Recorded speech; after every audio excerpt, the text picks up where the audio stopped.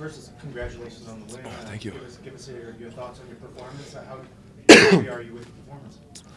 I'm happy with it. You know, I wish I would have been a little more active on the bottom.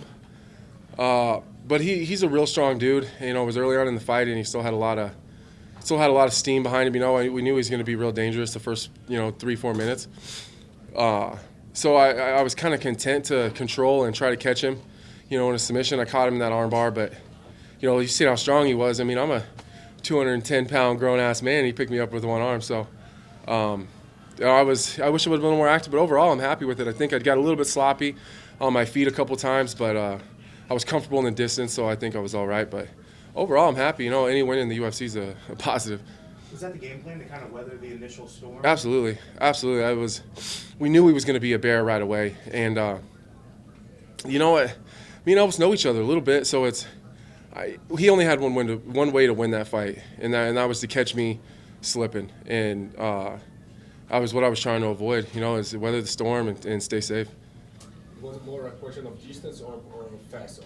I think the whole fight was about distance management. Elvis is really dangerous in that middle distance. I think that in the clinch that I would have been fine. I felt really confident there, and obviously we seen at distance that I was fine, and that was where I was going to be dominant. But it's in that middle range where those hooks and the overhands and he's got a really nasty kind of like Mike Tyson left hook. And that was the distance that he was dangerous at. So I wanted to be faster and just stay out of that middle range, get in and get out.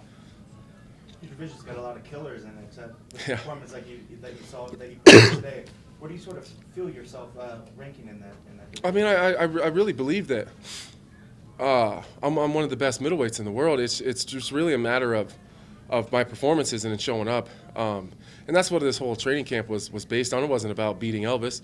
It was about being the best me tonight that I could be. And if I continue to show up and perform in the cage like I do in the gym, and let it translate to the competition side of it, I don't think there's too many guys in the division that are gonna beat me.